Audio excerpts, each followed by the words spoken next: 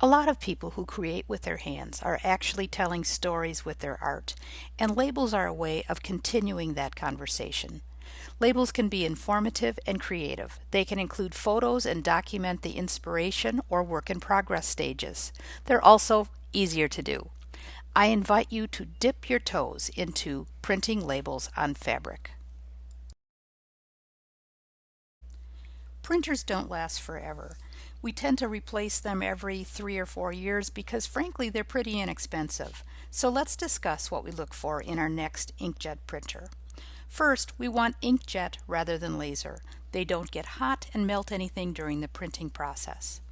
Inkjet printers currently use two types of ink. Dye-based ink is not water-fast. Pigment ink is water-fast. I tend to purchase Epson printers. They make both types, but their Durabright ink is their pigment ink.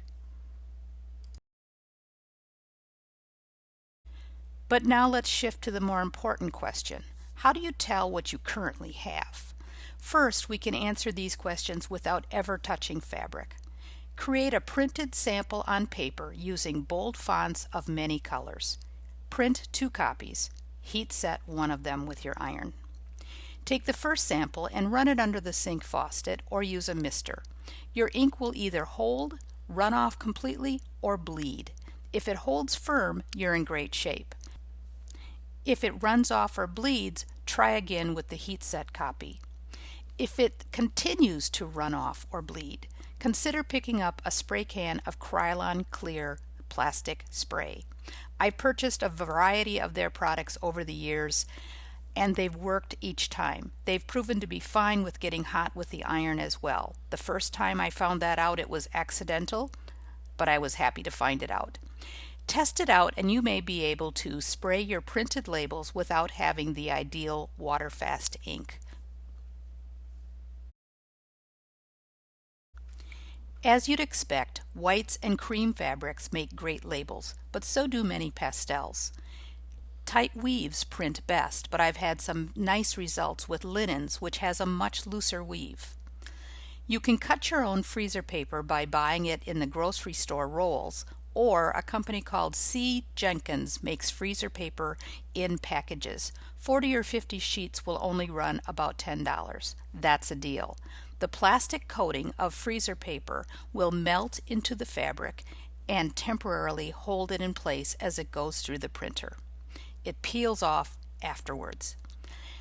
And I'm embarrassed to say this, but it took me until last year to realize that you can bond your label background to Wonder Under and run it through the printer as well.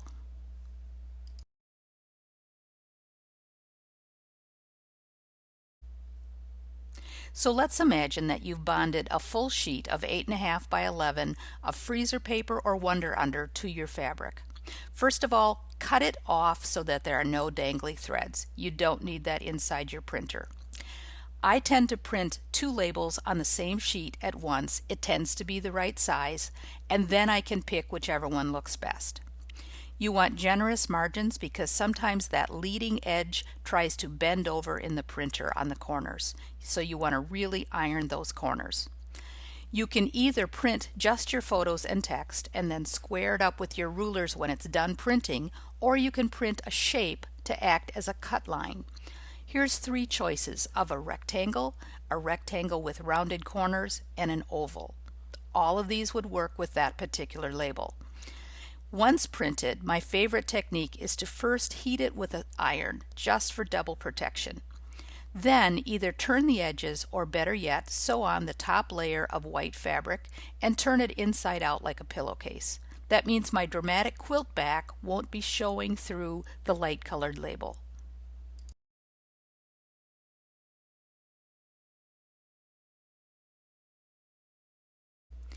To walk through these steps again, let's pretend that we're using a soft yellow fabric for the label. We've created a document with our text and oval shape and we're ready to print. We run it through the printer and heat set it for extra protection. Then let it cool down and gently pull off the backing paper of either the freezer paper or the Wonder Under. That will help us not distort what we just printed. Cut it into shape.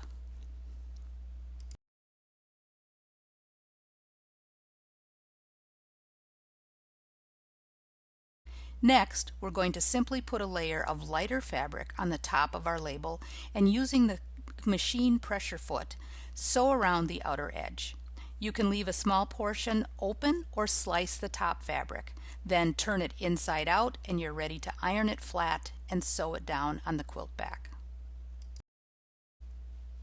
And here's our finished label. Of course, you'd only complete one per quilt.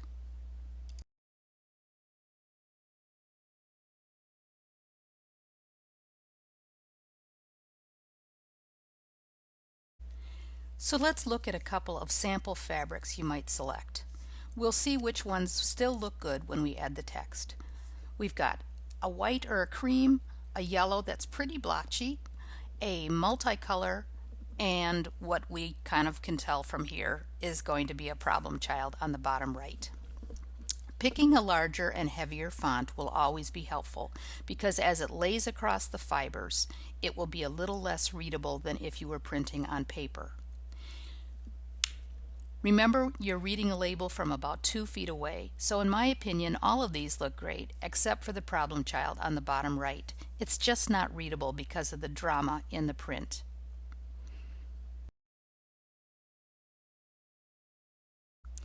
But a huge part of the fun of printing your own labels is that you're free to add images. So let's talk about what happens with your colored fabric then. I set this photo to display at 80% opacity, meaning if you're printing on fabric, expect that your text and images will be not quite as bold or as bright as if they were printing on paper. But check out the faces. All of these fabrics are surprisingly good, including the blue background of the slide. It's something to experiment with at your house.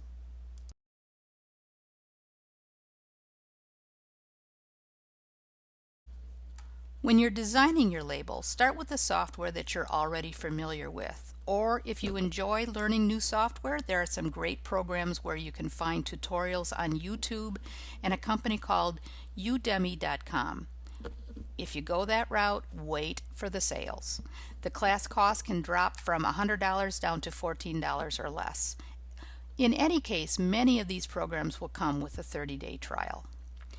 But if you own a computer, you're already familiar with a word processing program or even your email program. If you can center your text and change the font, you're halfway there. If you want to do fancier stuff, look up how to use a text box and insert photos.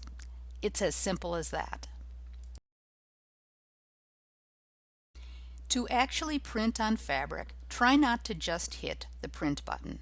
Instead, many programs have more options if you go through the File Print option. It gives you a chance to check around to increase the quality to best, for example. That will lay down more ink.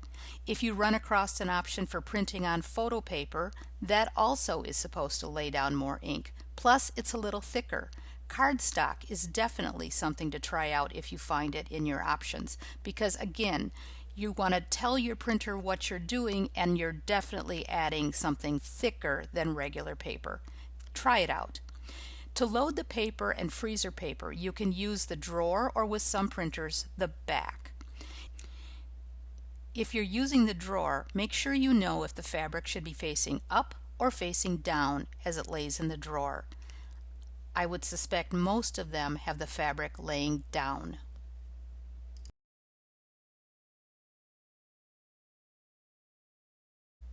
Now let's look at some labels I've created over the years that tie the quilt inspiration to the label on the back. This is my quilt Run Birdies Run. It's my imagination of what's going on outside under the hostas while we're inside the house sorting socks and getting the kids ready for the school bus. Notice the 3 birds and the moon. On the back, I used a couple of leftover leaves and a moon-shaped circular label. The outer edge shows those garden birds racing around the circle.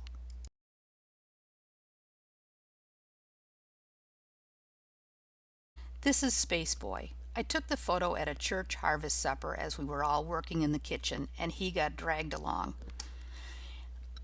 I photoshopped the image to take out the background and add light flares around his face and his sunglasses as if he was on a different planet.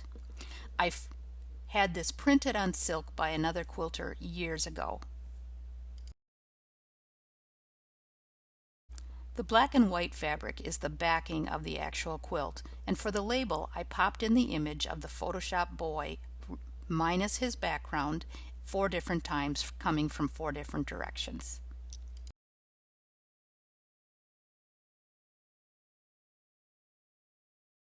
Here's my good friend Maribel. The quilt is called Laughing Through Rain and Shine.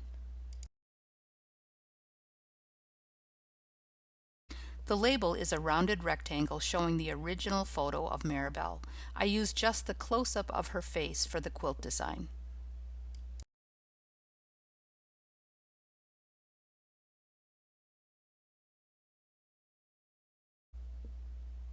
This quilt is also based on a photo. It's called Red Hill.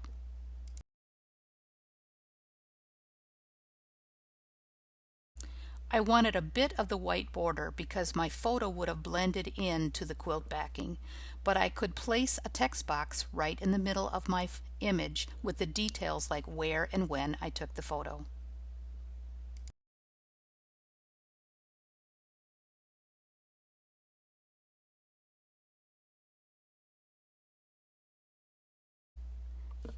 So that's it. To wrap up, I think that the label can be a lovely way to extend the conversation between artist and viewer, to share a little bit more of the story, and to offer a treat to family or strangers who might find a surviving fiber art piece in the future.